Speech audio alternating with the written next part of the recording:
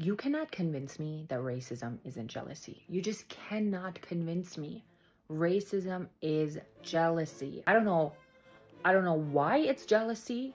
I mean, I understand the jealousy part, but why turn it into racism instead of admiration? You know? But I think that's what jealous people do. You know, the inventors of racism really looked at literally everybody else around them and were like, all of you? All of you. Literally all of you, except us. And I guess they couldn't stand it. And I get that, because they looked around and they were like, so it's everything. It's the face card, it's the body, it's the genetics, it's the culture, it's the food, it's the clothing, it's your homelands, it's everything. It's your women.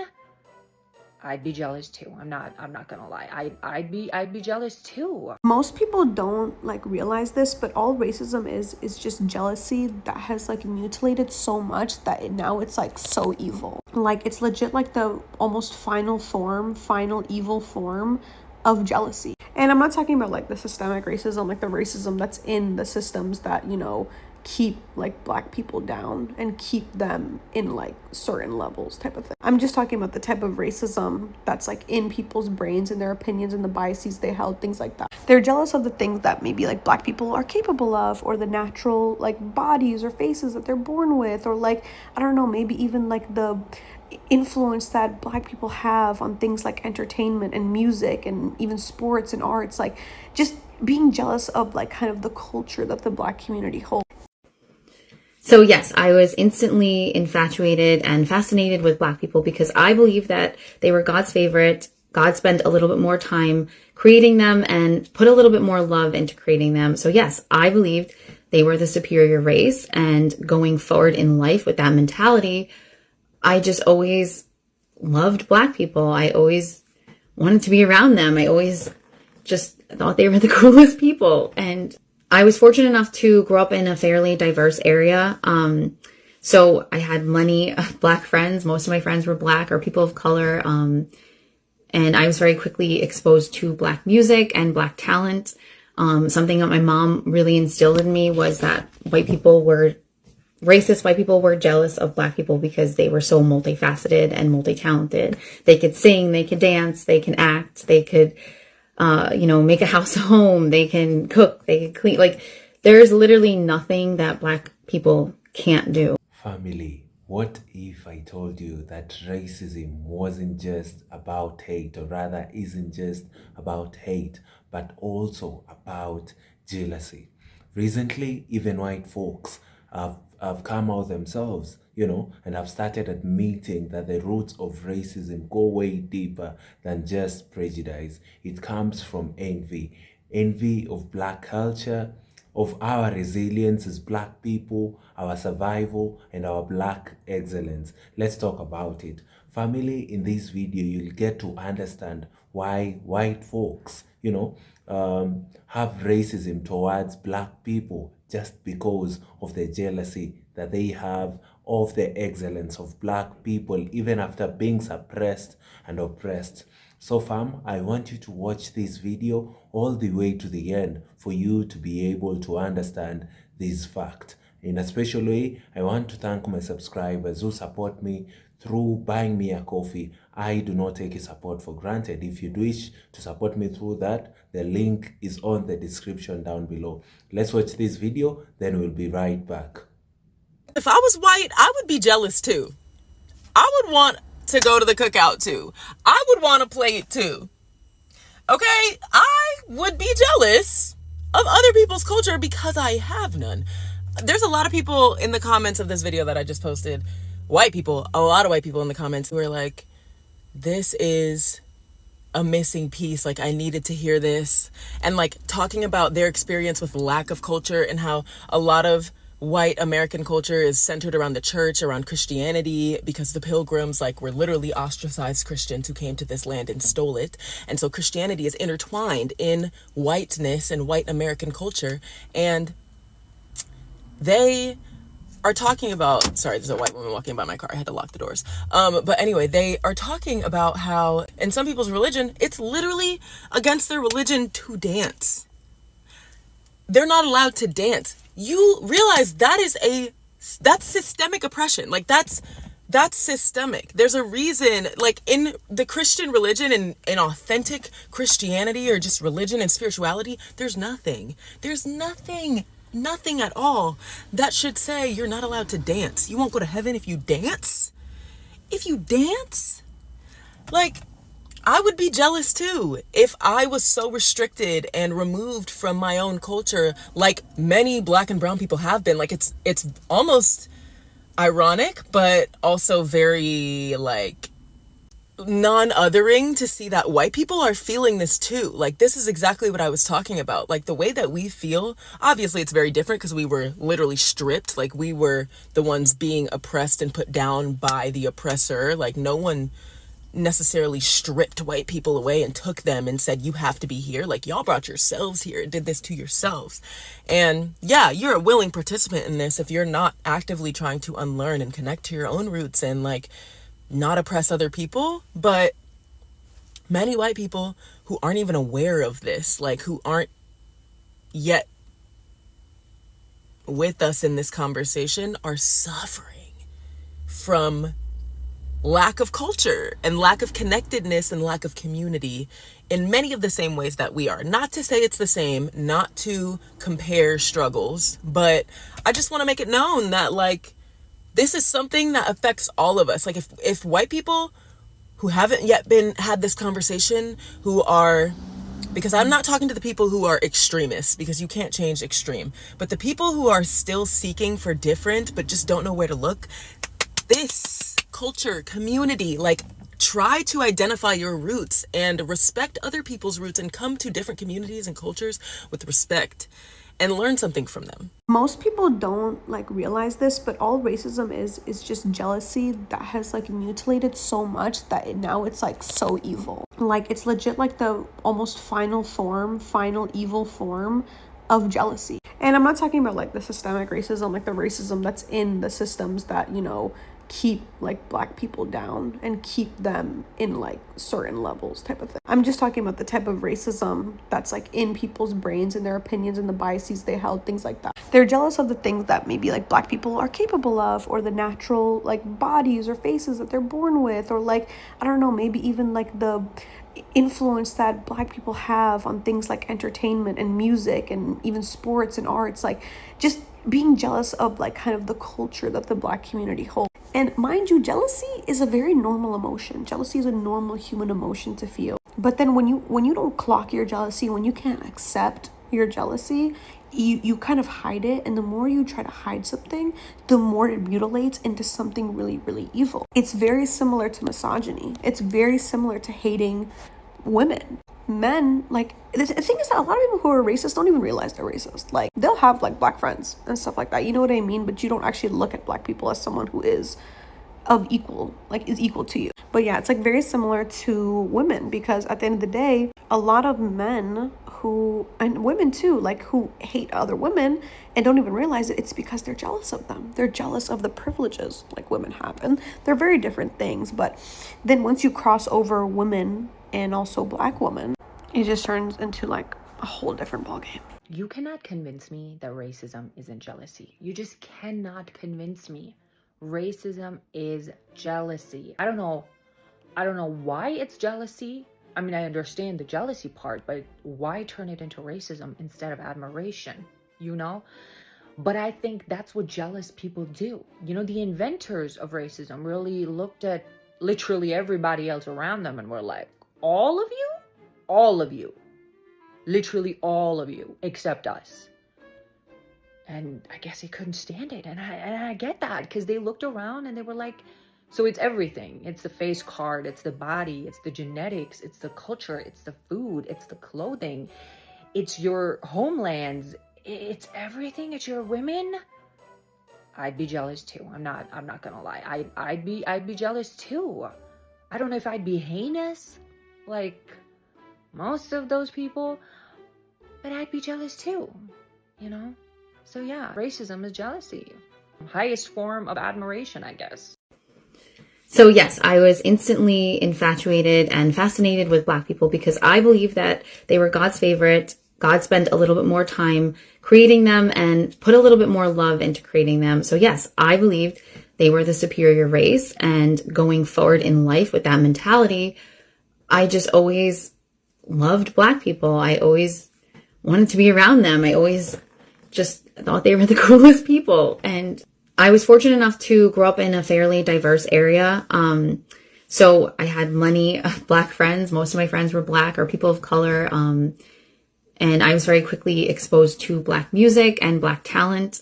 Something that my mom really instilled in me was that white people were jealous of Black people because they were so multifaceted and multi-talented. They could sing, they could dance, they can act, they could, make a house a home, they can cook, they can clean. Like, there's literally nothing that Black people can't do. Like, they are multifaceted, they are multi-talented. And it made sense to me as a little kid that, that was what racism was. It was jealousy. Let's be real. Racism 100% stems from jealousy and envy. And just, I think people who are racist usually have an insecurity within themselves that they have to spew this hatred onto to other people, because it just doesn't really make sense. Racism doesn't make sense in my eyes. I was doing some research. This is called the Albert P. Carter research. Racism is a part of jealousy. You are jealous of the other person you racist against. Because if you wasn't jealous of the other person, it wouldn't be racist. If you didn't dislike someone about their skin color, it wouldn't be racist. So in order to be a racist, you need to hate on someone's body part. Some people are racist of a skin color. My skin color is beautiful. I love mine. But a lot of people hate on other people's skin color. If your skin is white, you hate on a person's skin color is brown. So therefore, now that's jealousy. Racism is jealousy. You hating on that man's skin color because you know it looks nice. You know he got a nice tan. But then you go around to the beach and lay in the sun for hours and try to get the same tan that you were hating that man for. That's jealousy. You want to be like that person so bad that you're willing to get skin cancer to go get a tan. Racism is jealousy. Racism is you want to be like that other person you so-called racist against. Some people are racist against some people nose. You hate that person nose and you talk about that person nose. Big nose, super big nose. Just trying to make the man feel good or the woman feel good by talking about her nose. But in reality, you want a nose like that person. That's why a lot of people go get nose jobs. They pay money to get nose job like the same person that you are hating on. The same person you're hating on, you want to get a nose like them. And that's racist, jealous haters. Racism is jealousy. You want to be like a person, but you can't, so you prefer to hate them. So when you start to hate them, that become anger, frustration, anxiety, because you hate that person so much, all those feelings coming out, all that emotions coming out, because you hate so much, because you want to be like that person. Racism is a sign of jealousy. Because if you was happy with yourself, you won't be hating on another person's body. If you, like me, for instance, I love myself. I love my body. I love my skin color. I'm so in love with my skin colors. Every time I get up in the morning, I look in the mirror and say, thank God I'm brown. This is beautiful shade. This is a beautiful tan I have. Beautiful, beautiful, beautiful. And I'm happy. And I'm not going to hate on the person because they at the beach trying to get my color. I'm not going to hate on them because I love myself too much to hate on somebody else. And I give more props that they want to go where they look better in a different color, shade of skin. So with that said, always remember, racism is always about jealousy. So therefore, if someone say racist remarks towards you, just say you jealous. Because they are. Because if they wasn't jealous, they wouldn't be saying racial remarks about you. You don't even know these people. But they dislike you because your skin color, or you have a big buns, or you have a big butt, or you have a big breast, or you have big lips. Whatever you have it, and they want it. With that said, don't get mad at a person because they hate you or they dislike you because of your skin color. Just look at them and say, hate on, hate on. Always remember, racism is a sign of jealousy. And people have the nerves to call you all kind of names, like slant eyes, or monkey, all these disgusting names to make you feel bad. One thing about it, some people will call a person monkey, but they're not looking in the mirror. When they get wet, they smell like a damn dog. So how can you call somebody monkey and you smell like a damn dog? Because in reality, people don't have tails. In reality, people don't have fur. In reality, if people smell like dogs, they smell like damn dogs. So if you smell like a dog when you get wet, you shouldn't be racist and calling other people names. Don't call people names if you smell like a dog when you get wet. Okay? Doesn't make sense. You stink. But you calling somebody a name who don't stink. With that said, guys, racism is about jealousy. So hate on, hate on, hate on. And if someone don't like you, you ain't got to be around them. Just get away from them. They don't like you. Stay away from them. Get away from them. Because they don't like you, that means they may want to cause harm to you. When somebody don't like you, don't eat with them. Don't go out with them. Don't sleep next to them because they may want to cause harm to you. They may want to take your nose and put on their nose. They may want to slice your lips and put on their lips. You never know what a person may do when they are racist against your body. With that said, hate on. I love me, but hate on. I love me. Hate on. Family, white people are coming out right now and are starting to speak the truth. They are saying that they are actually jealous of black people's aura, black people's resilience, even in times of oppression, in times of suppression, because historically, black folks have always been suppressed. Black folks have always been oppressed by the white supremacist power structures.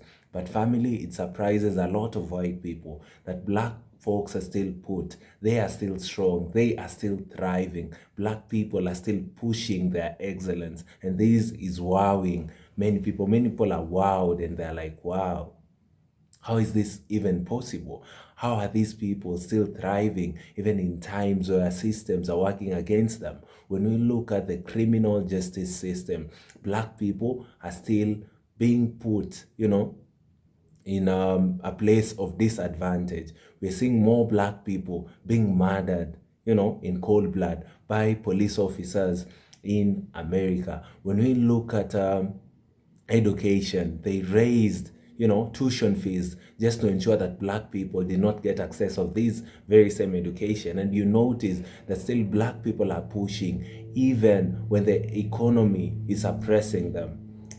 When you look at opportunities given to black people compared to the white counterparts, you'll notice that the white people are actually getting more opportunities when it comes to jobs than black folks.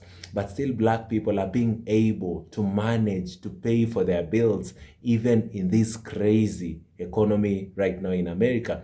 Black folks are still being able to pay for the tuition fees for their children in institutions of higher learning. And family, this is shocking many people. And in regards, in the same note, you notice that many white folks are starting to get jealous. They're like, well, how are these people being able to thrive even with all these? These people have been suppressed. How are they getting their way, between all these? These people are beautiful, There's something about these people that is making, now other people jealous. White folks are wowed and they're like, no, there's something about these people. And in the process, they are starting, to be more and more jealous each and every day, perpetuating more and more racism in white America today. Many white folks are actually racist subconsciously because they are jealous with what they see around with black people. Look at black culture. Very, very beautiful. You won't compare white cultures to that. White people actually do not have a culture. When you look at these from a point of comparing with black people's culture, these people are shocked how black folks are continuously thriving, how black folks are continuously living, and they're still surviving. See, when we trace history, we often find that racism didn't just randomly appear. It was created, it was fueled and justified. But why, you'd ask? Many white people are now openly saying the quiet part out loud, that racism comes from jealousy. I want us to think about it.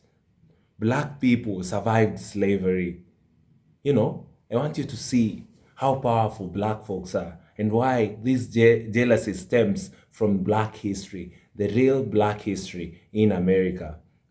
Black people survived slavery, the Jim Crow, segregation, redlining, mass incarceration, and still managed to build powerful cultural movements that dominate the world today, from music to sports, to art to language. Black creativity sets the tone globally. Family, imagine that black people are still thriving in the world, even after redlining, Jim Crow, mass incarceration, slavery itself. Black people are still leading in some of these things.